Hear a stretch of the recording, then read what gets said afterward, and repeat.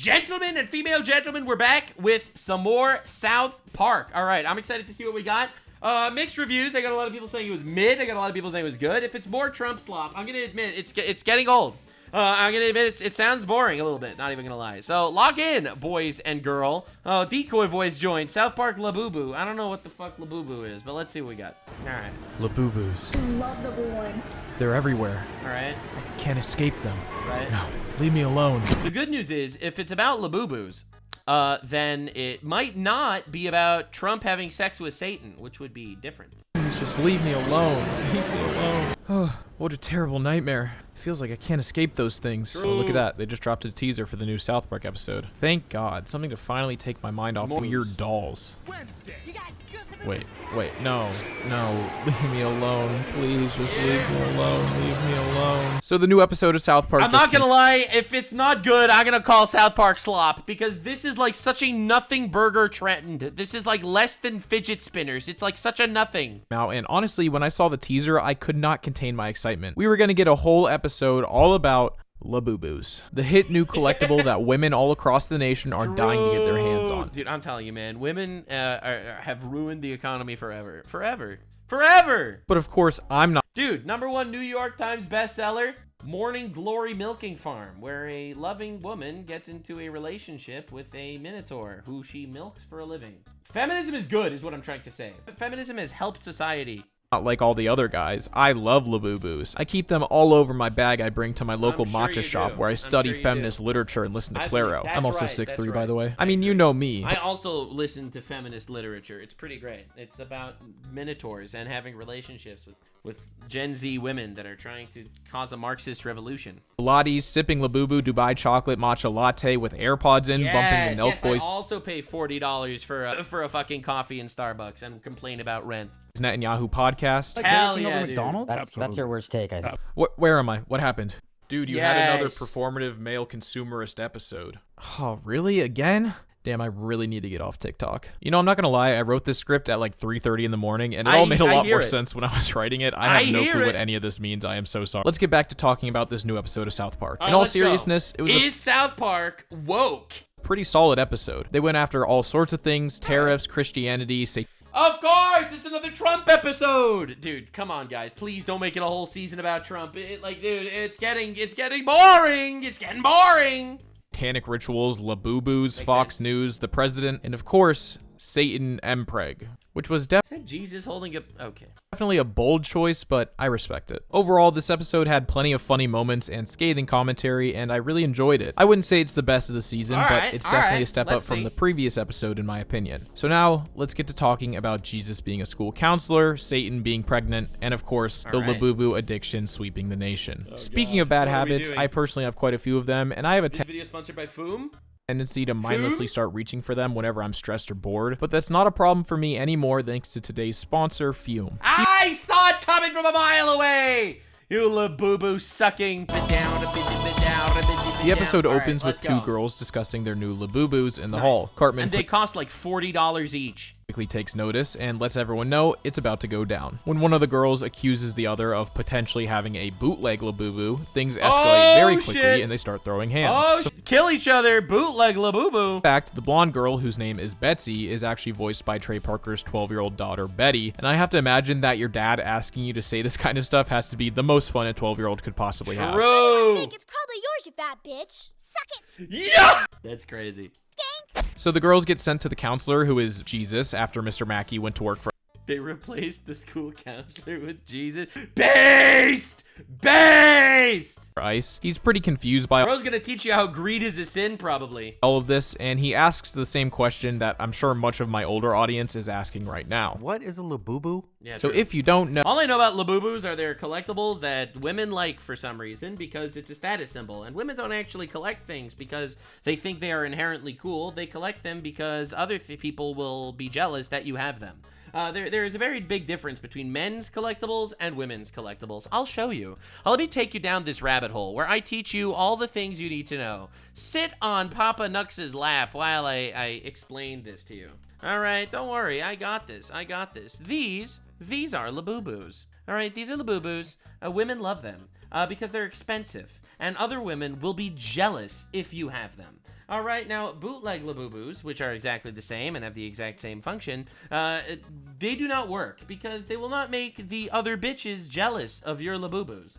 So you see, that is why women spend an inordinate amount of monies on Labubus. It's because it's dog shit that other women are jealous of, because it's a subjective status symbol that are irrelevant. Now, let me show you about men's collections. All right, let me show you. It's a totally different thing. It's a totally different thing. All right. This is the Warhammer 40k collectible juggernaut. They have heavy flamers and chain swords. They fight against the heretics. They slaughter them in their place. It's not about jealousy. It's about fighting for justice. Fighting for the God Emperor. It's about putting metal to your foes. That's what it's about. It has nothing to do with getting other people jealous. It's about taking down Xeno scum. It doesn't matter if it's original. It doesn't matter what it's about. It is about wiping heretics' face in the shitter. That's the difference. I'm glad we were able to talk about this.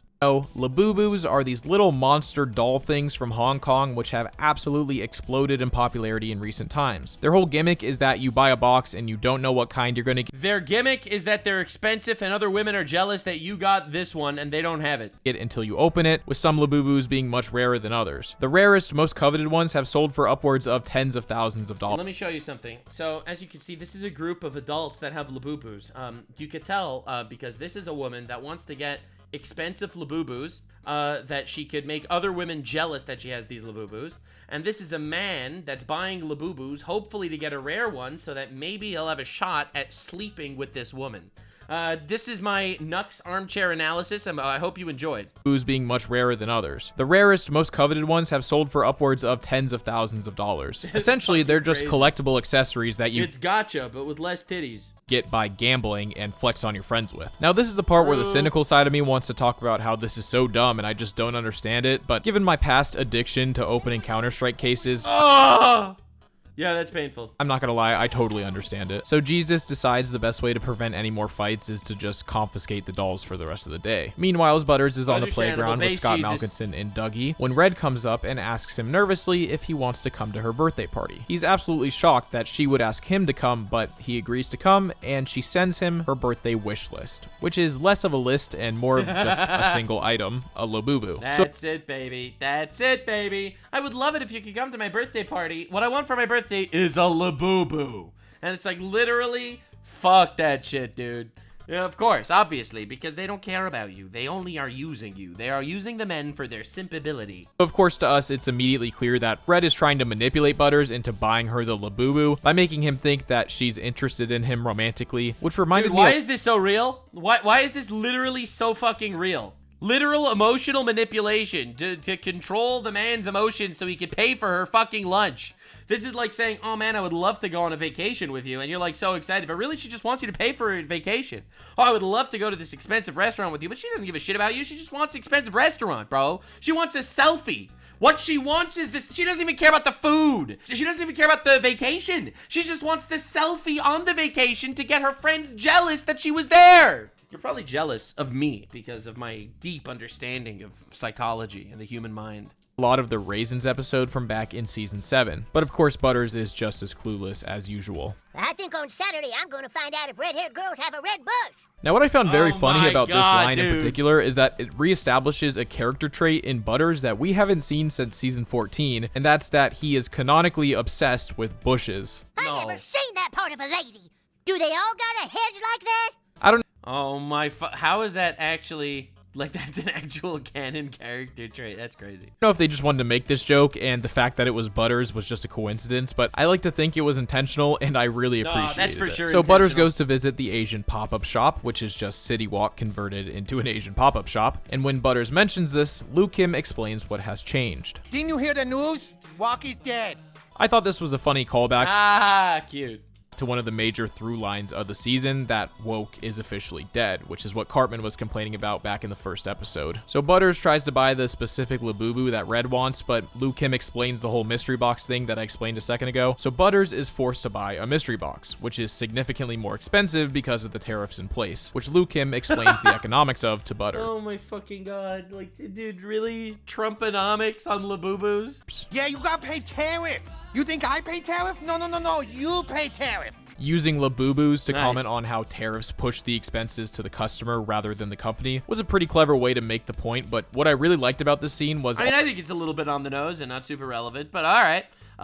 Let's talk about how tariffs are also giving more people jobs and increasing the average pay. I guess, but whatever. It's funny. It's funny. All right. All the callbacks we got to previous episodes. For example, Liu Kim selling various Chinpokomons, which honestly, the whole Labubu plot of this episode reminded me a lot of the original Chinpokomon episode, so I'm glad they threw that Easter egg in. And of course, the fact that we got to see Wing again, which I totally didn't expect. If you don't know, Wing was established as Liu Kim's wife in her own episode back in season 9. The character is actually a parody of a real woman, and her appearance in the episode has an insane backstory, which is way too much to explain in this video, so I recommend you go check out my every South Park celebrity parody explain video if you want to know more. But yeah, it was super cool to see her again. I'm pretty sure it was her first speaking role since that episode back in season 9, which is just insane. We then cut to a Fox News alert whose reporters are busy asking Donald Trump about only the most pressing issues. Are you fucking Satan? He is fucking Satan. I mean, to be real, that is like, let's be honest, that is kind of what the media would do. Like, Trump would have like this gigantic media fucking summit where he gets NATO to pay extra money and shit like that, and they'll be like, so what are our thoughts on the price of eggs? Meanwhile, Jesus is in a meeting at school with the rest of the staff, expressing his concern over the amount of fights that have broken out because of the Labubus. The rest of the teachers show him a Labubu unboxing TikTok, which quickly takes a very dark turn. All right. Let's see. Oh my god! Oh my god! Whoa! What the fuck is happening? What the hell was that? Yeah, it doesn't... yeah, Labubus are demonic. I don't know if they come that way from China or their kids are infusing them with some Sumerian dark entity. It's Mesopotamian. Honestly, this was probably my favorite scene from the whole episode. No, that's crazy. And honestly, I think it's honestly kind of appropriate. Not gonna lie, I approve. I actually completely approve. The rare Labubus be used in demonic rituals was a hilarious way to make fun of the cult-like following these things have developed. And also, it's actually become a pretty popular conspiracy that Labubus are actually demonic, being based on the Mesopotamian demon Pazuzu, known for bringing chaos to the world. Now, the creator says that Labubu... That's crazy. I had no idea about that lore. Holy fucking shit. There is no way. Labubus were actually inspired by Nordic fairy tales and mythology, and that there's nothing demonic about them, but of course that's exactly what a Satanist would say to keep a low profile. But because Christian conservative mothers like to call every new trend demonic and get all of their information directly from Facebook, there's a large portion of teenage girls who may never be allowed to own their very own Labubu. How tragic. So Butters didn't get the right Labubu, so when he goes back to buy another mystery box, he finds out that the price has gone up even more due to the tariffs. Obviously. He can't even afford to buy a new one, so Liu Kim tells him to try to win it out of the claw machine, which is basically still gambling to get the one that you want. We get another breaking news alert from Fox, who continues to glaze Trump for his relationship with Satan. I think the president is definitely fucking Satan, and I love it. What? Yeah, this whole bit is not exactly subtle. So Jesus goes to investigate the Asian pop-up shop. Dude, it's so fucking on the nose, man. It's so unbelievable on the nose. Holy shit. And he warns Liu Kim that the dolls are cursed. And I thought Liu Kim's response was incredibly funny. Yeah, no shit, they cursed. It's called tariff. Oh, damn. Yeah, I mean, to be honest, it makes sense. Greed is actually is a curse. And this is a classic fucking cursed, superficial bullshit. Pass it along. I get the curse. I put the curse on you. It's like an AIDS. While they're distracted, Butters manages to get lucky and win the rare Labubu, and he dips out before Jesus can warn him. So meanwhile, at the White House, Satan is feeling pretty down about all of this when, of course, my new favorite character shows up just in time to comfort him. The GOAT! The GOAT! I support this. I support this! The GOAT is here. Why are you so sad? I love the GOAT. This is the Just Dance fans, baby. He's here, and I love him, and I don't give a shit what you call it. JD Vance. I genuinely think this is the one bit from this season that will never get old to me. I don't know what it is, but JD Vance's character is so funny, and I love it. Bro, he's amazing in real life. He's amazing in South Park, bro. Just Dance Vance. There he is. Never get enough of it. So Satan reveals to Vance that he can't leave because of something inside a box, but he's not willing to reveal what it is yet. So Butters shows up to Red's party with Labubu, and Red absolutely loses her mind, telling Butters how much she loves him. And with this Labubu, the ritual can take place. But Butters doesn't really seem to understand what's going on. We're gonna go upstairs and do it! Whoa! She immediately gets started with the ritual, and Butters watches on in horror as the Dark One is summoned. Holy shit. Dude, it's like, it's getting so fucking boring at this point, man. Like, come on, dude. This is crazy, dude. Come on. Come up with something new. This is just slop, bro. Satan ends up showing up as well, which of course means that Fox News has the coverage. But just as Satan goes to leave, Jesus shows up to face him. And honestly, I was half expecting them to start throwing hands like they did back in season 1, but instead, Jesus just commands him to leave this realm. Seeing no other option, Satan finally confirms the rumors about him and Trump and says that he can't leave because he's pregnant. Damn. That's a twist. That's a fucking twist.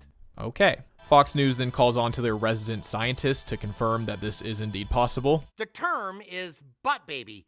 And most importantly, they cut to Kid Rock being overcome with emotion upon hearing the news. The episode ends with Jesus banning Labubu. Bro, what the fuck is going so far?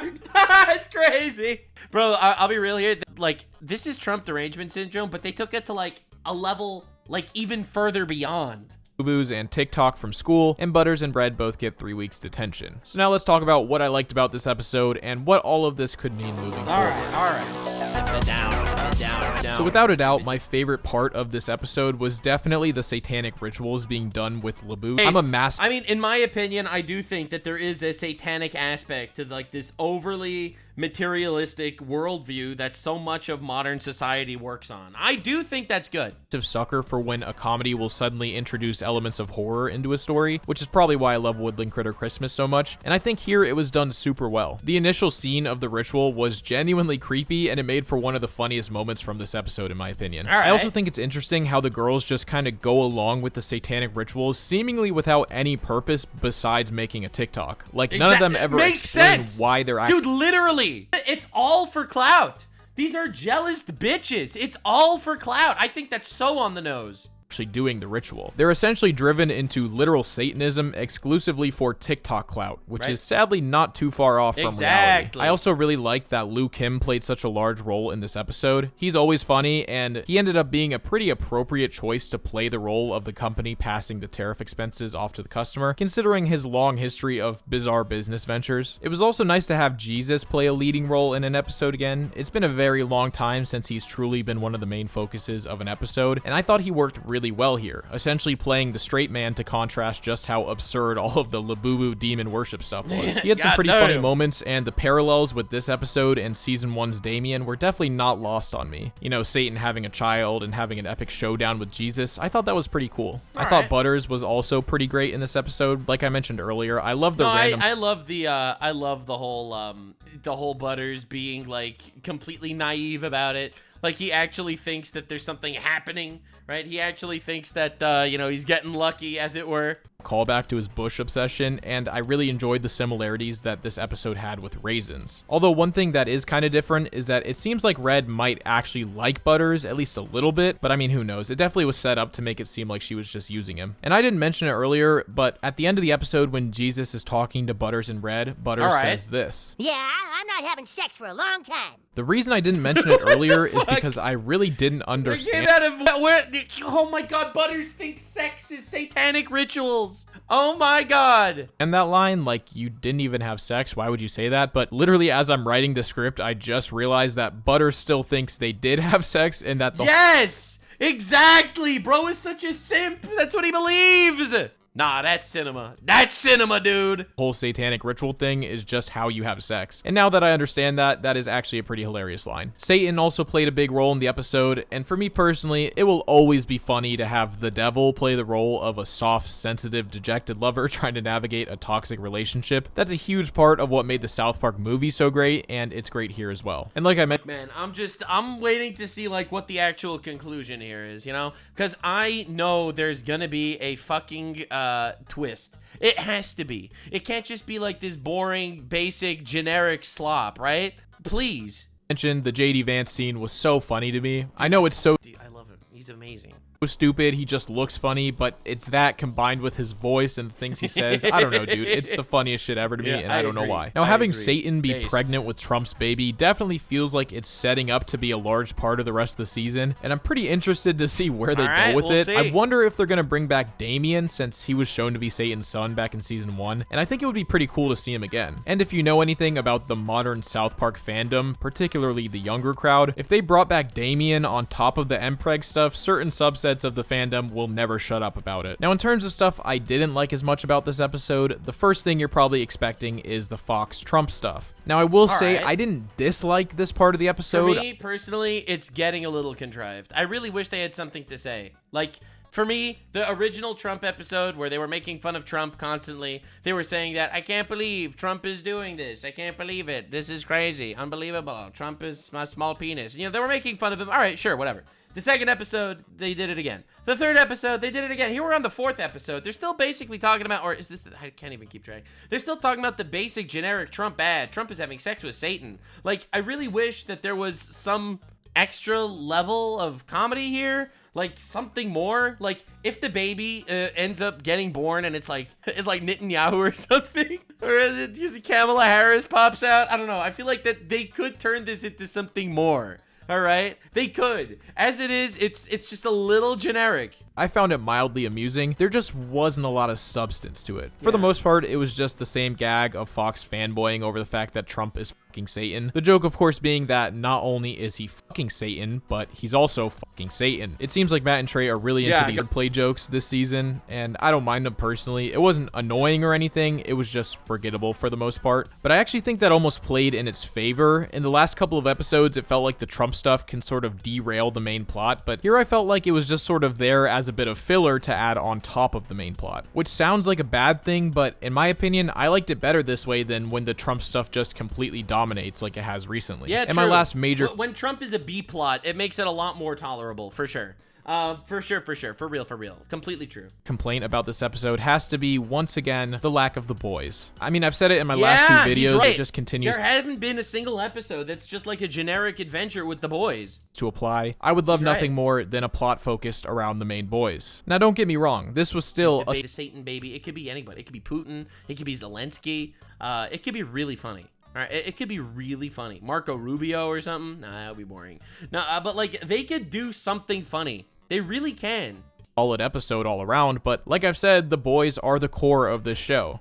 I mean, we're 4 episodes in, and Kyle has had literally 2 lines the entire season so far. And Stan hasn't had a major role either in any of the episodes. I'm still holding out hope that they're going to go back to the boys at some point, because the boys are the reason that we all came to love South Park in the first place. But with that, the parodies are great, but the characters are important. It is a show, ultimately. It's not just social commentary. Pretty much everything I wanted to say about this episode. All around, it was solid and had a lot of funny moments. If I were ranking the episodes of the season, I'd probably put this one behind the first 2, but above the third one. It was good, and I'm hoping for something even better next. So I'll talk to you guys again in 2 weeks. Also, quick reminder to go check out Fume. I've been fidgeting with it this entire time I've been making. Based. All right, well, yeah, no, that was good. That was a good video. I'll link in the description, of course. Nah, look, man, I really hope that we don't get some sort of South Park fall off because they have a little bit too much Trump derangement syndrome. However, I feel like we could do something funny here. I feel like they could turn it around. I just hope it's not generic commentary slop over whatever. Tariffs is the main theme of this episode. Oh, the main theme of this episode is tariffs, guys. Like, it's like, come on, dude. Let's get some South Park pizzazz, if you know what I'm saying. Look, I am all for making fun of things that I like. But it has to be funny. It has to be fucking funny. That's what I have to say. Thanks for being here, and stay weird, fam. Like, subscribe, and this video was streamed live on kick.com/Nuxanor. See you there. Stay weird, fam.